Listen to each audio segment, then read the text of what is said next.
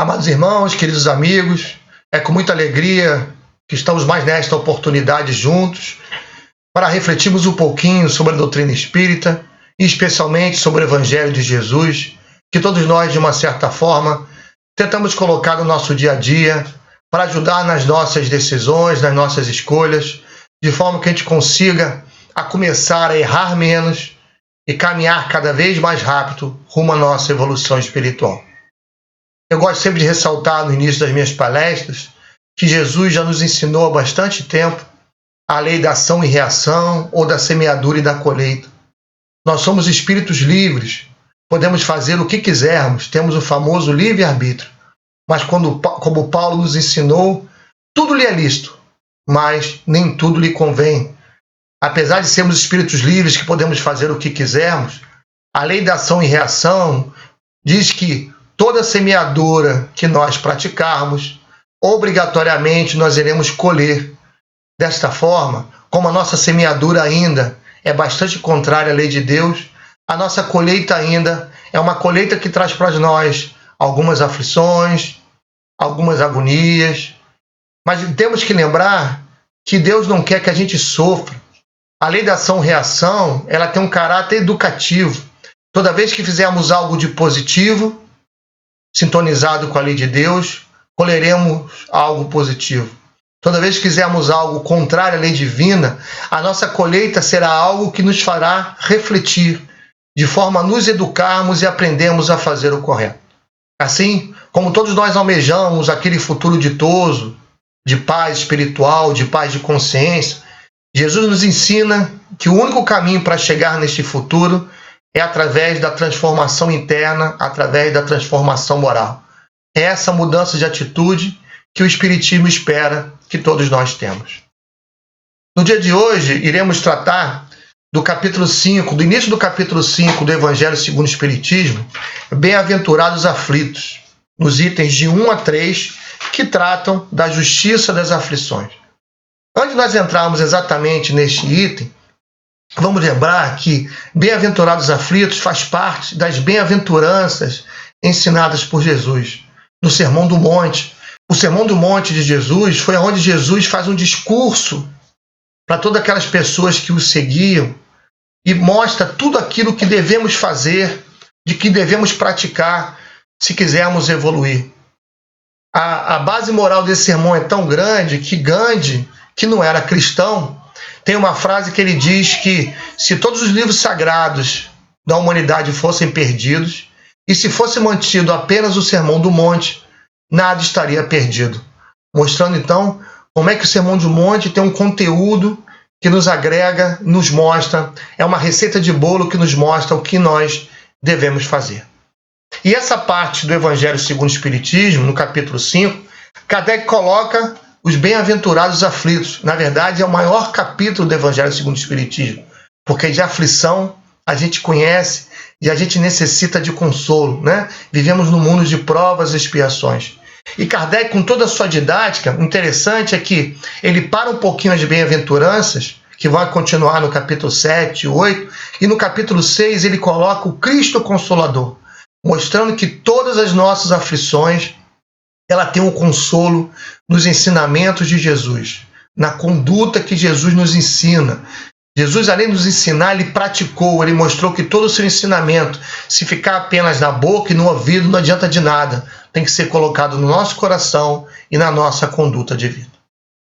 Bom, eu vou começar aqui lendo, que está no capítulo do Evangelho de Mateus, capítulo 5, versículos de 5, 6 e 10, que diz assim: Bem-aventurados que choram, porque serão consolados. Bem-aventurados os famintos e sequiosos de justiça, porque serão saciados. Bem-aventurados que sofrem perseguição pela justiça, pois que é deles o reino dos céus. Então Jesus, na verdade, ele coloca como bem-aventurado todo aquele que sofre injustiça, que é um aflito, que sofre perseguição. E a compensação ele coloca porque ele diz que é deles o reino dos céus. E essa compensação é que todos nós almejamos, né? Fazemos parte desse reino dos céus, desse reino de Deus. Nos aproximarmos de Deus através da nossa evolução espiritual. Então repara que essa compensação Jesus não nos mostra nesta vida. essa compensação, para ser entendida, ela tem que ser entendida na vida futura. E esse é um ponto principal para qualquer doutrina religiosa. Nós temos que entender a justiça de Deus. Se nós realmente acreditamos num Deus que ele é perfeito, ele é justo, né? Ele é toda perfeição, toda bondade, toda justiça, porque senão não seria Deus, e por isso ele é um Deus que é imparcial. Então nós temos que entender essas grandes diferenças que acontecem na nossa vida, e entendendo essa diferença, o porquê uns têm muitos, enquanto outros têm poucos. Um tem muita saúde, enquanto o outro só tem doença em sua vida. Então esse entendimento da justiça é essencial para que a gente consiga entender os ensinamentos de Deus e consiga praticar neles no nosso dia a dia. Eu tenho um amigo, há muito tempo atrás, e ele se confessava comigo dizendo que ele tinha passado por várias religiões, e em todas as religiões ele buscava isso, entender essa diferença que ele via em volta, essa diferença entre as pessoas, né? E ele dizia assim, poxa, no Espiritismo eu consegui entender essa diferença, essa justiça divina, e aí com isso eu consegui modificar a minha vida, deixei de ser uma pessoa que reclamava da vida, que reclamava de Deus, que não entendia essa justiça divina. Então este é um ponto principal deste capítulo. Temos que entender essa justiça divina. Então se todos nós passamos por aflições, porque nós vivemos num mundo de provas e expiações. O nosso estado evolutivo ainda é um estado que estamos engateando espiritualidade. Ainda erramos bastante. Por isso a nossa colheita ainda é uma colheita de aflição. Então, desta forma, passamos ainda por aflições, por dificuldades, por problemas, que, como dissemos no início, tem o objetivo de nos educar. Então, se Deus é justo, a causa das nossas aflições tem que ser justa. E onde está essa causa dessas aflições? Se nós não acreditarmos na vida futura e na reencarnação, ela perde um pouquinho o sentido. Ah, não, você deve sofrer porque vai ser maior o seu mérito. Isso, um pouquinho de reflexão em cima disso, a gente verifica que não é uma boa justificativa. Então, na verdade, as causas das nossas aflições, elas estão nos nossos atos. Somos hoje consequência do que fizemos e do que pensamos ontem. Aí que está a justiça de Deus. Nós passamos por aquilo que nós semeamos. Nós assumimos sempre as consequências dos nossos atos. Eu não passo por um ato feito pelo meu pai, pelo meu filho, pelo meu vizinho. Eu passo pelas consequências dos atos feitos por mim. E aonde eu fiz isso? Quando eu causei isso? Essas causas vão estar ou nesta vida presente mesmo. Todos nós aqui podemos parar um pouquinho e refletir e verificar quantas dificuldades que passamos hoje. A gente reflete, olha um pouquinho para trás nessa nossa vida e a gente verifica aonde nós causamos elas. Às vezes uma doença por alguns atos contrários à saúde, né? Fumamos, bebemos demais, comemos demais, né? Às vezes estamos isolados porque somos impacientes, brigamos com todo mundo. Então repara que basta a gente analisar um pouquinho a nossa vida que a gente verifica a causa de muitas aflições que passamos hoje. E essas causas estão nos nossos atos, nos nossos pensamentos.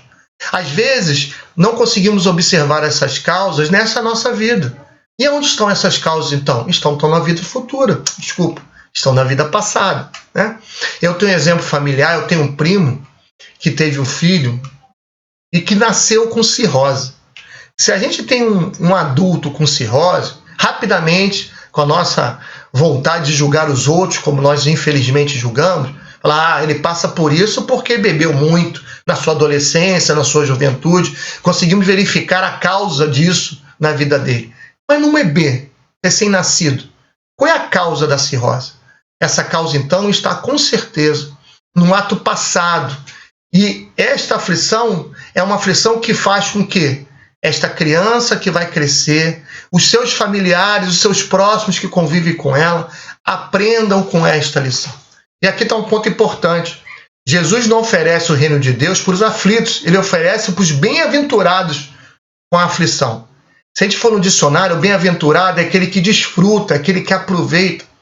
Aflitos todos nós somos, mas poucos são aqueles que são bem-aventurados. Porque bem-aventurado é aquele que consegue reconhecer na aflição uma grande oportunidade de crescimento espiritual. Reflete no que pode aprender com ela, o que faz com que ele se modifique os seus erros, as suas imperfeições, e aproveitar com essas aflições que ele cresça, aprenda para que não volte a acontecer. Repara, Jesus curava aquelas pessoas que se aproximavam, pedindo cura para a cegueira, sem movimento nas pernas, para as doenças. Ele curava e dizia assim: vai e não volte a errar, para que nada de pior não lhe aconteça. Mostrando então o seguinte: se você repetir, se você não aprender com esta aflição e voltar a repetir aquela causa, você mais uma vez terá aquela consequência, e talvez uma consequência ainda maior do que a consequência anterior, que você não aprendeu com ela, né? Quando a gente não aprende com uma determinada consequência daquele ato, é como se a prova piorasse um pouquinho mais, para fazer com que a gente realmente reflita com aquela situação. E às vezes o interessante, num dos livros de Amélia Rodrigues, que ela conta que Lavínia se aproximou de Jesus e pediu para que ele curasse, ela não tinha movimento nas pernas, e Jesus não curou Lavínia. E aí fica uma coisa: poxa, mas Jesus tinha toda a sua capacidade, não curou por quê? Porque Jesus, com a sua visão espiritual do Cristo que ele era, ele enxergou que para aquele espírito, aquela situação ainda era necessária para que ele aprendesse com ela e não voltasse a cometer os erros que já havia cometido. Então é assim que nós temos que enxergar as nossas aflições. Pararmos um pouquinho de reclamar da nossa vida, na certeza que passamos muito menos do que deveríamos passar. Deus não cobra suas dívidas. Vamos lembrar que Ele quer que a gente se eduque. Então, muitas das vezes, devíamos passar por provas muito mais difíceis, muito mais penosas, mas Deus sabe das nossas capacidades, e como Ele quer que a gente aprenda com elas, a prova é proporcional para que a gente aprenda, cresça, evolua. Tem uma historinha espírita que conta que um senhor que trabalhava numa fábrica era bom com todo mundo, era prestativo, caridoso, né? E aí, mexendo na máquina lá, operário na máquina vai e perde um dedo. E aquilo causa um reboliço na fábrica. Mas como isso aconteceu com fulano? Uma pessoa tão boa. Poderia ter acontecido com os outros que estão ruins, por que com ele? E aquele alvoroço cresceu tanto que até chegou nos ouvidos da pessoa que perdeu o dedo. E ele, de uma certa forma, começou a ficar chateado, reclamando de Deus, porque aconteceu aquilo com ele. Ele que se preocupava ser uma pessoa tão boa. E à noite, na reunião espírita que ele frequentava, o mentor da casa se manifesta e diz assim: fulano, para de reclamar da vida. Nesta vida, você veio para perder o braço inteiro. Numa vida anterior, você era senhor de escravos e por várias vezes fez os escravos perderem os braços, perderem membros. E nesta vida você pediu para perder o seu braço. Mas a sua ação foi tão positiva, a busca do bem, o seu aprendizado foi tão positivo, que não era necessário para a sua educação e o seu crescimento que você perdesse o braço e perdeu apenas um dedo. Então pare de reclamar. É assim que nós temos que lidar com a nossa vida.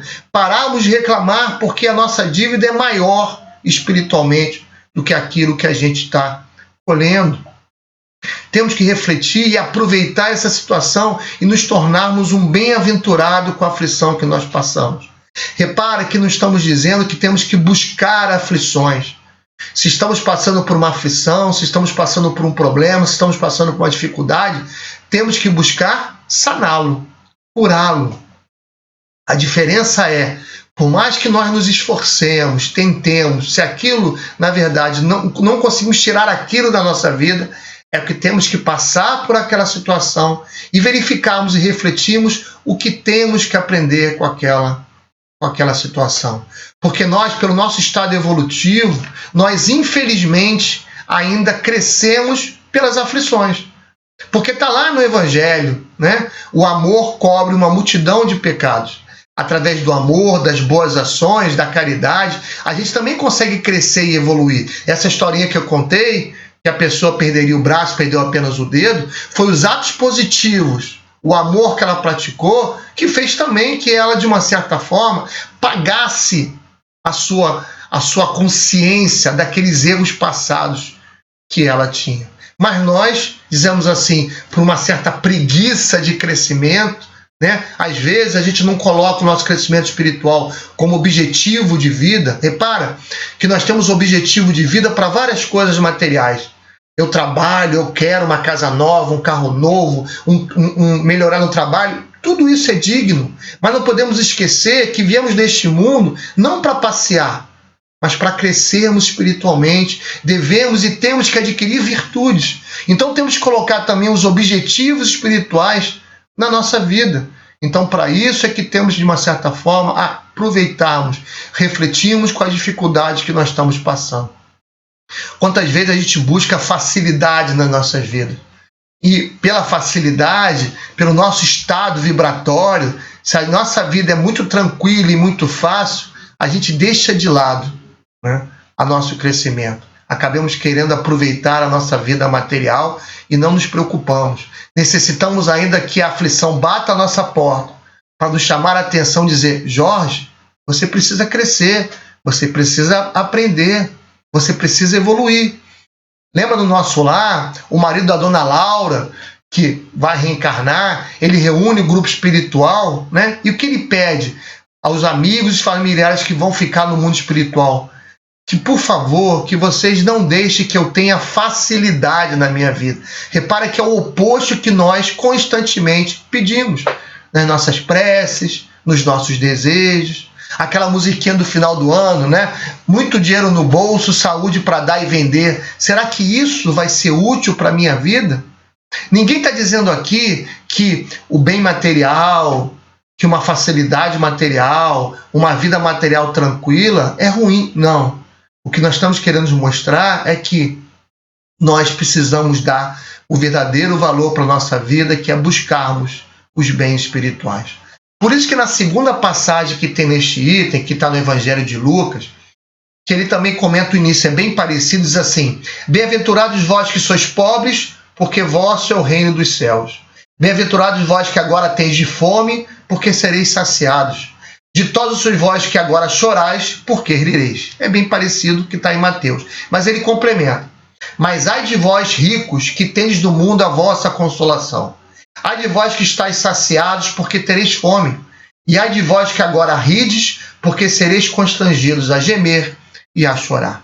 Repara que não está querendo dizer que a pessoa que é rica, que é saciada, que ri, está errada. Não. O que ele está querendo mostrar é que aquele espírito que nesta vida não tem aflição, não está passando por problemas, tem alguma coisa errada. Vivemos num mundo de provas e expiações. Nossas atitudes ainda são bastante contrárias à lei de Deus. Temos que colher aquilo que nós semeamos. Aquela pessoa que ainda está nessa situação, que não está colhendo, ela não está nem ainda preparada para fazer a colheita. Então, um dia, ela vai ter que colher aquilo que ela semeou. Por isso que ele está dizendo que um dia ela vai ser constrangida a gemer e a chorar, porque a aflição vai bater na porta dela, porque ninguém escapa da justiça de Deus e da evolução. Então, nós temos que enxergar que se hoje já estou passando por aflições que têm o objetivo de me fazerem crescer, é que eu já tenho capacidade de passar por elas. Deus não dá fardos pesados a ombros fracos. Toda lição, toda aflição, toda prova por que passamos, temos capacidade de passá-la, porque senão seria perda de tempo. E Deus, com toda a sua sabedoria, com todo o seu conhecimento, que nos conhece profundamente, sabe aquilo que nós possamos suportar ou aquilo que a gente não consegue suportar. Então, a prova que nós passamos, nós temos total capacidade de passar. No Evangelho de Mateus, no capítulo 11, a gente vê isso que nós estamos dizendo. Jesus coloca isso, Kardec coloca no Cristo Consolador, é o início do capítulo 6, que diz assim: Vinde a mim, todos vós que estáis aflitos e sobrecarregados, que eu vos aliviarei. Todos nós aflitos, sobrecarregados, aqueles que estão colhendo uma semeadura errada, Jesus está convidando: vinde a mim, escuta o que eu estou dizendo, faça aquilo que eu estou pedindo para você fazer. E ele continua: tomai sobre vós o meu jugo e aprendei comigo, que sou brando e humilde de coração, e achareis repouso para a vossa alma. Quer dizer, repara que ele está dizendo aqui, ó, tomai a sua cruz, o meu jugo. Aproveita a aflição para crescer, para aprender, para refletir o que você tem que melhorar como espírito, moralmente, no seu interior. Nosso grande inimigo que nós temos que combater somos nós mesmos. Os nossos desejos, as nossas tentações, que ainda, pelo nosso estado vibratório, muitas das coisas que são contrárias à lei de Deus ainda nos chamam a atenção, né? Nos tentam a fazer ou a pensar. E Jesus continua: pois é suave meu jugo e leve meu fardo. Em outras palavras, você para fazer isso, você para aprender, você para evoluir, repara, você tem capacidade, você tem força para passar por esse fardo. Está lá no livro dos Espíritos, que os Espíritos perguntam: mas o homem pode evoluir por conta própria? Será que ele não precisa de ajuda? Diz assim, claro que sim, mas o que falta é força de vontade. O que falta para a nossa evolução é força de vontade, é colocarmos como objetivo de vida. Quando as aflições pesam na nossa vida, abre o Evangelho. Tem uma passagem do Evangelho que eu costumo brincar disso, que é o Lexotan do Evangelho. Se a gente realmente refletisse em cima dela, a gente teria uma vida mais tranquila, né? Observando como a gente tem que lidar com essas nossas aflições, que é aquela passagem que observar os pássaros no céu, os lírios no campo, né? Que coloca assim: não vos inquieteis, pois dizendo que comeremos, que beberemos, ou que vestiremos, como faz os pagãos, que andam à procura dessas coisas, porque vosso Pai sabe que tendes necessidade delas. Deus sabe das nossas necessidades, sabe o que necessitamos para crescer, para evoluir melhor, sabe o que necessitamos agora. Aquela passagem que está no Evangelho: tudo que pedires na prece lhe será concedido, é isso que temos que acreditar. Tudo, mas não aquilo que a gente quer, mas o melhor para a minha situação atual, que vai me ajudar na minha evolução espiritual. E ele continua: buscai primeiramente o reino de Deus e a sua justiça, que todas essas coisas vos serão dadas por acréscimo. Assim, pois não vos ponhais inquietos pelo dia de amanhã, porque o amanhã cuidará de si, a cada dia basta o seu mal. Então temos que nos preocupar com hoje, o que eu preciso me modificar agora, hoje, um degrau de cada vez, sem essa ansiedade de querer mudar tudo ao mesmo tempo. E como botou assim, o que eu tenho que buscar é o reino dos céus, é me transformar, é aprender, é esse objetivo de vida que eu tenho que colocar. Desta forma, finalizando essa nossa conversa sobre essa parte do Evangelho segundo o Espiritismo, vamos lembrar que se as causas das minhas aflições são justas, que se eu cresço com elas, né? Se na verdade eu sou o responsável, que eu posso aprender com elas e tenho capacidade, eu tenho que mudar a minha vida. Tem um parágrafo que está um pouquinho mais à frente nesse capítulo 5, que vai ser estudado um pouquinho mais à frente, mas eu vou ler esse parágrafo que dá uma resumida, na verdade, no que a gente conversou aí nesse tempo, né? Que seriam os motivos que nós temos que ser resignados, mesmo por passar por aflições. Por que eu tenho que ser resignado? Diz assim: por essas palavras, bem-aventurados os aflitos, pois que serão consolados. Jesus aponta a compensação que hão de ter os que sofrem, e a resignação que leva o padecente a bendizer do sofrimento como um prelúdio da cura. É o início da nossa cura, é o início da nossa evolução. Também pode essas palavras ser traduzidas assim: deveis considerar-vos felizes por sofredes, visto que as dores deste mundo são o pagamento da dívida que vossas passadas faltas vos fizeram contrair. Suportadas pacientemente na terra, essas dores vos poupam séculos de sofrimento na vida futura. Deveis, pois, sentir-vos felizes por reduzir Deus a vossa dívida, permitindo que a saldeis agora e o que vos garantirá a tranquilidade no seu futuro. É isso que nós temos que refletir. Nesses dias tão difíceis que passamos, né? Essa grande aflição que envolve toda a humanidade, e às vezes a gente pergunta: será que a humanidade vai mudar? Será que a humanidade tem que aprender? Mas para a humanidade mudar e aprender, cada indivíduo da humanidade tem que aprender e mudar. Nós temos que aprender e mudar. Então a reflexão que deve ser feita é: o que eu tenho que aprender com essa situação? O que essa situação, o que essa pandemia me faz refletir e buscar ser mais solidário, mais caridoso, compreender mais, dar importância às verdadeiras coisas da vida, dar importância à minha evolução espiritual. É essa reflexão que temos que fazer. Ao invés de reclamar da situação e entrar no desespero, porque ninguém está abandonado. Deus está no controle e sabe exatamente o que cada um necessita crescer, aprender e evoluir. Pois já sabemos então que as aflições que são consequência dos nossos atos passados, se bem aproveitadas, nos farão crescer espiritualmente. Mas temos que olhar para frente também e começarmos a acertar nessa nossa semeadura. Refletirmos para começarmos a errar menos, vigiar as nossas atitudes e pensamentos. Uma ação negativa, antes vem um pensamento. Por isso que Jesus diz, vigiai, tomai conta daquilo que está pensando ou que está agindo. Se eu começar a tomar conta do meu pensamento, eu vou começar a errar menos. Nós não temos ainda a capacidade de não pensar algo negativo ou algo contrário à lei divina. É o nosso estado evolutivo ainda, mas já sabemos reconhecer um pensamento contrário e tirar esse pensamento da nossa mente. Ao fazermos isso, essa vigília, a gente vai melhorar muito as nossas atitudes. Chico Xavier que dizia, nós não podemos impedir que um passarinho voe pela nossa cabeça, mas já podemos impedir que ele faça ninho na nossa cabeça. É essa vigilância que nós temos que ter.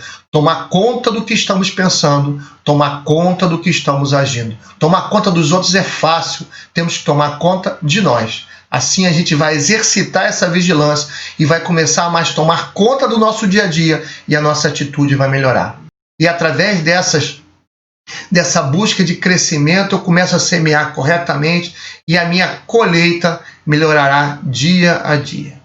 Que Jesus nos proteja, que nos envolva e nos dê força para vencermos o nosso eu do passado, aquele que erra bastante, porque nós queremos almejar um futuro melhor e conseguiremos alcançar esse futuro nos modificando dia a dia, as nossas atitudes, a nossa transformação moral. Que Jesus permaneça com todos e que Deus nos abençoe. Que assim seja.